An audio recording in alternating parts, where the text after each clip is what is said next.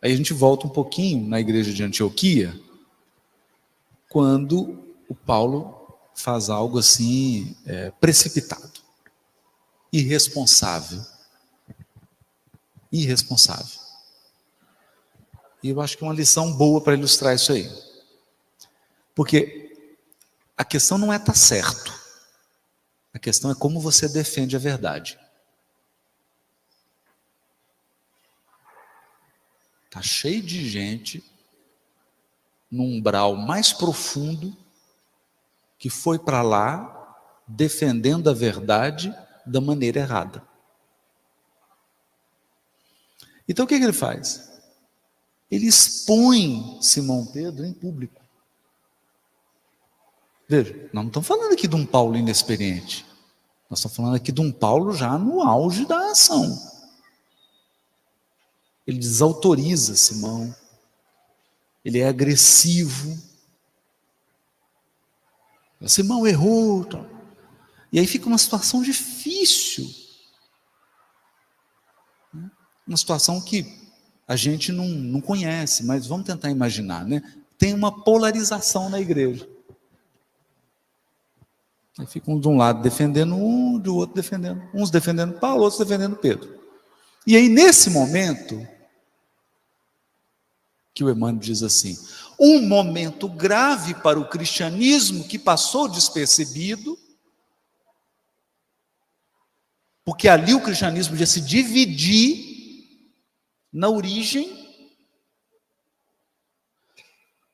aparece uma cruz luminosa para Simão Pedro.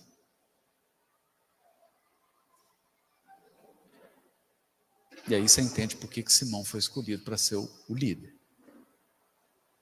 Na hora ele entende. E Simão Pedro fez simples assim. Simão Pedro levantou, meus irmãos, Paulo está certo. Paulo está certo, eu errei. Eu errei e nós vamos procurar corrigir isso. Vamos seguir? Ô Paulo, você podia fazer o comentário para a gente? Aí o Paulo, não tem chão. E aí você vê nesse momento aí, ele falando isso. Ele falando isso. Então veja, trabalhando. Ele já era apóstolo. Já era apóstolo.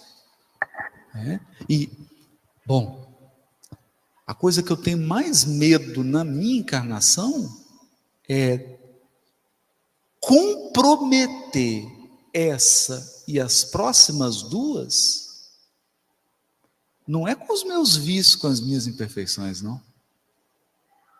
É comprometer por ser um trabalhador espírita equivocado. Ou como diz o Divaldo, que eu acho brilhante. O Divaldo diz assim, tem muita gente indo para o inferno pelo caminho do céu.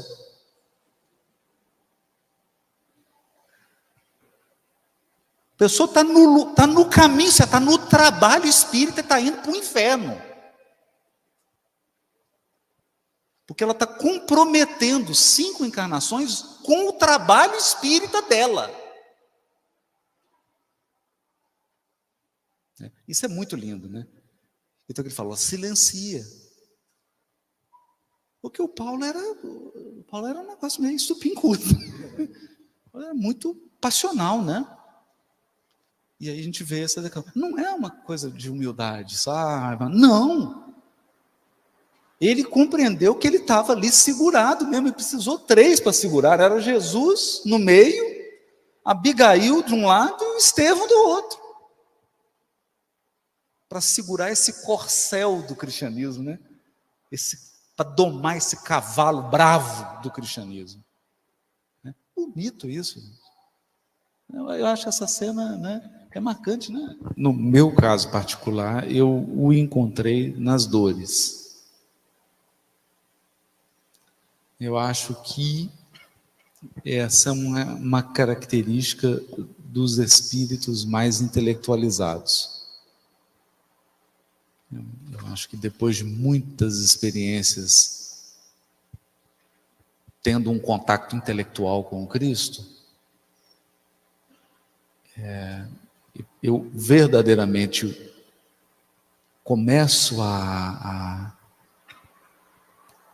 compreendê-lo nos graves momentos da existência. Graves momentos muito difíceis. Porque nos momentos muito difíceis da vida, a sensação é de que tem um vazio, um deserto. Porque geralmente você fica um pouco mais só, geralmente você não está em multidões, é aquele momento que você está mais isolado. E nesse momento, qualquer circunstância, qualquer fala é mais percebida. Não que o Cristo não esteja falando incessantemente, eu acho que ele está falando incessantemente aqui agora, mas não sei se numa festa espiritual dessa aqui a gente ouve. No momento doloroso, é um silêncio tão profundo dentro de você, e aí a gente sente. Mas eu diria que o maior prazer que eu tenho na vida é de lutar com o Cristo. E ele sempre vencer.